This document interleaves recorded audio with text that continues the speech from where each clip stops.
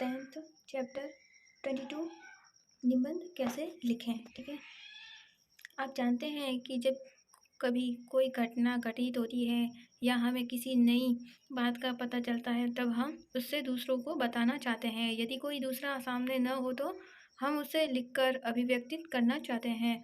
विषय यदि छोटा हो तो हम उसे एक अनुच्छेद में लिखते हैं। यदि विषय बड़ा हो तो उसे अनेक पक्ष में तब उसे कई अनुच्छेदों में लिखा जाता है। ये अनुच्छेद घटना घटने के क्रम पर आधारित होती है।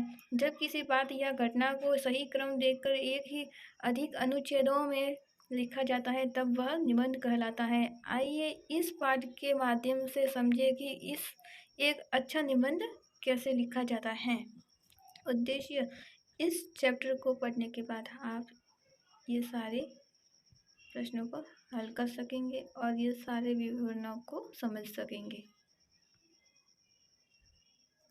क्रियाकलाप, आपके मन में ऐसे कुछ विषय अवश्य होते जिस पर लगातार सोचते समय की जरूरत महसूस होती हो। यह इच्छा भी होती होगी कि अपने भावों और विचारों को दूसरों को बांटे। नीचे दिए गए 10 विषयों की सूची बनाइए जिन पर आप कुछ लिखना चाहते हैं। आपका मनपसंद जो भी हो वो आप नोटबुक में लिखिए। यहाँ पर आपको ये खाली स्थान दिए हुए हैं। अगर आपके पास बुक है हिंदी की तो आप उसमें भी लिख सकते हैं। अगर आपके पास नहीं है, आप सौरभ से पढ़ाई करते हो तो आप नोटबुक में भी नोट कर सकते हो। निबंध क्या है, आइए सर्वप्रथम जानने का प्रयास करते हैं कि निबंध क्या है। निबंध से तात्पर्य उस रचना से है जिसे अच्छा तरह से बांधा जाता है या जिसमें विचारों अथवा घटनाओं को सही क्रम देकर गुथ कर लिखा जाता है। निबंध गद्य में लिखा जाता है। उपन्यास, कहानी, समरण आदि के समान यही है गद्य की एक महत्वपूर्ण विधा। निबंध आकार में छोटा भी हो सकता है और बड़ा भी। 2-3 पृष्ठ को निबंध भी लिखे जाते हैं और 25-30 पृष्ठ के भी।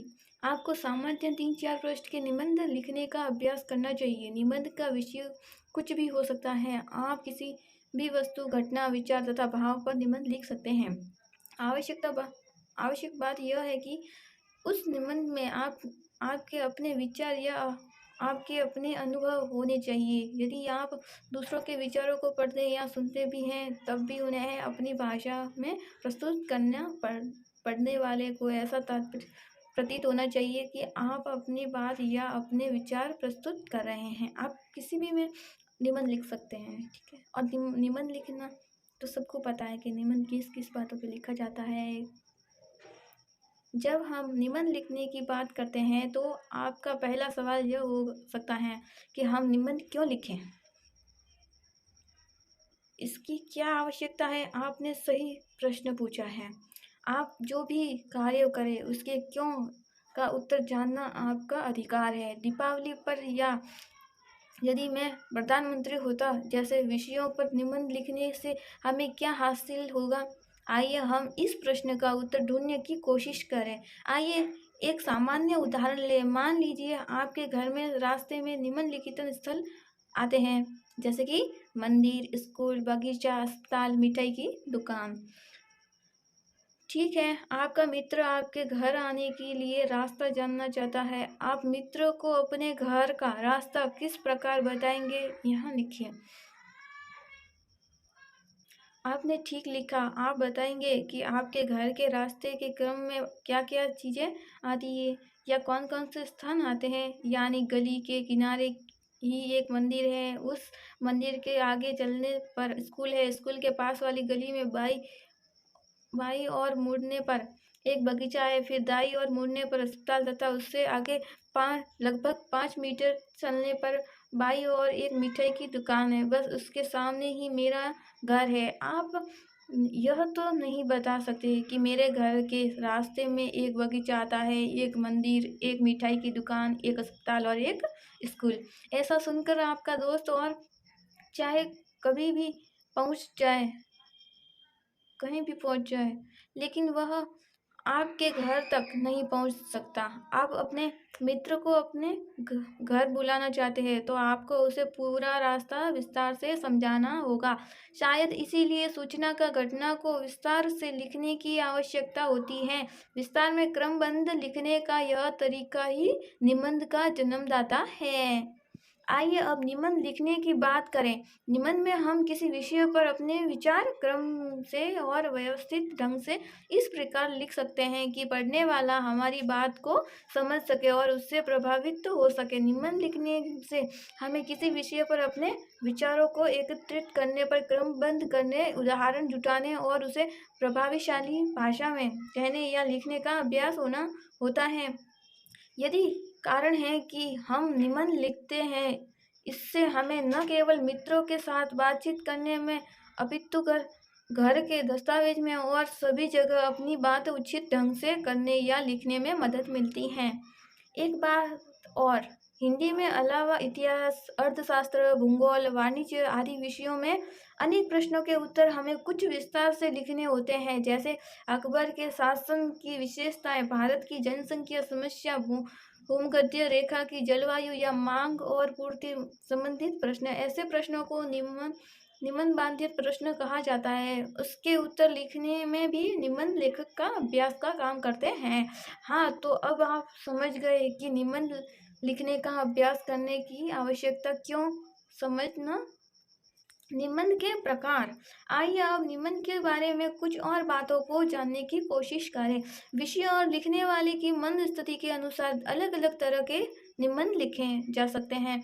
इस प्रकार निबंध अनेक प्रकार के होते हैं। हम यहाँ 3 प्रकार के निबंध पर विचार करेंगे: वर्णनात्मक, विचारात्मक और भावनात्मक। वर्णनात्मक निबंध में किसी वस्तु, घटना, प्रदेश आदि का वर्णन किया जाता है। उदाहरण के लिए होली, दीपावली, यात्रा, दर्शनीय स्थान या किसी खेल के विषय पर जब हम निबंध लिखेंगे तो उसमें विषय का वर्णन किया जाएगा। इस प्रकार के निबंधों में घटनाओं का एक क्रम होता है। इसमें साधारण बातें अधिक होती हैं। ये सूचनात्मक होते हैं तथा इनके लिखना अपेक्षाकृत सरल होता है।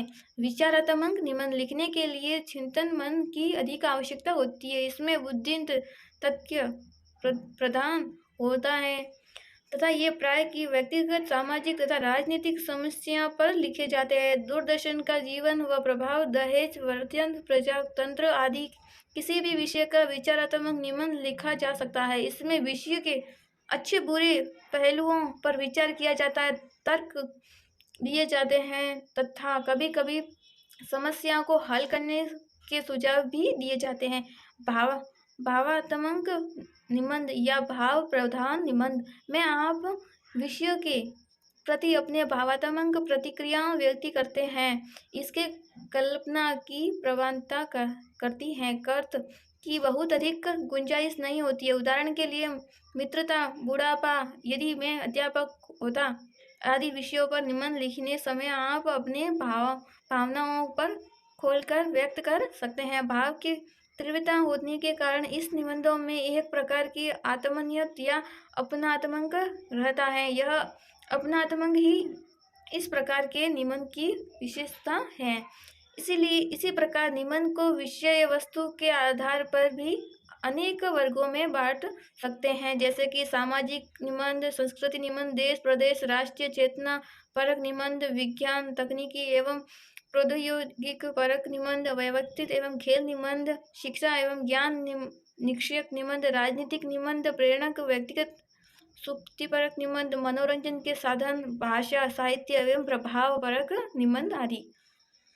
आइए निबंध कैसे लिखा जाता है यह जानने के पहले हम जानें कि इसमें कौन कौन से अंग सम्मिलित होते हैं। निबंध के अंग। निबंध के 3 प्रमुख अंग होते हैं। पहला है भूमिका, दूसरा है विषय वस्तु, तीसरा है औपचार। भूमिका को प्रस्ताव भी कहते हैं। इसमें निबंध के विषय को प्रस्तुत किया जाता है। भूमिका रोचक होती है तभी पाठक के निबंध पढ़ने के लिए उत्सुक होते हैं। सवाल यह आता है कि निबंध की भूमिका कैसे लिखी जाए। निबंध की शुरुआत किसी लेखक, कवि, चिंतक या राजनीतिक के कथन से की जा सकती है। यह सही है कि प्रस्तुत कथन में निबंध प्रारंभ करने के पाठक के मन मस्तिष्क पर अच्छा प्रभाव पड़ता है। दूसरा प्रकार है कि किसी घटना के उल्लेखन के निबंध पर प्रारंभ किया जाता है। भूमिका से हाल ही में घटी किसी घटना के विषय को जोड़कर भी परिवेश का निर्माण किया जा सकता है। एक और पद्धति भी है। मैंने बहुत पहले एक निबंध पढ़ा था। उसका प्रारंभ कुछ इस प्रकार था। बाबूजी, अखबार ले लेना। हमारी आँख तब खुलती हैं जब हमारे दरवाजे पर अखबार आता है। क्या आप जानते हैं कि अखबार कैसे छपता है? यह विज्ञान की महत्वपूर्ण देन है। इस प्रकार की प्रस्तावना के बाद समाचार पत्र पर बहुत अच्छा निबंध लिखा जा सकता है। महत्वपूर्ण बात यह है कि भूमिका की अंतिम पंक्ति तक पहुंचते पहुंचते निबंध के मूल्य कथन का उल्लेखन कर दिया जा सकना चाहिए। उदाहरण के लिए भूमिका का एक और नमूना देखिए, महानगर का जीवन विषय की भूमिका हम कुछ इस प्रकार लिख सकते हैं। महानगर का जीवन। हमारे देश बहुत तेजी से विकास कर रहा है। नित्य पर उद्देश्य खेल रहे हैं। नया कारखाना लग रहा है या नया कार्यालय खुल रहा है। यह इस विकास के केंद्र बड़े बड़े नगर है। गांव कस्बों को छोटे शहरों से लोग बड़े शहरों की ओर भाग रहे हैं क्योंकि वहां रोजगार के अवसर अधिक है। परिणाम स्वरूप ये नगर महानगर बन रहा है। जो जो महानगरों में आबादी बढ़ रही है, त्यों त्यों उसका जीवन बदल रहा है, समस्याएं बढ़ रही हैं। उपयुक्त भूमिका उदाहरण के रूप में दी गई है। आपके यह अच्छी न लगे तो अपने ढंग से प्रारंभ करें।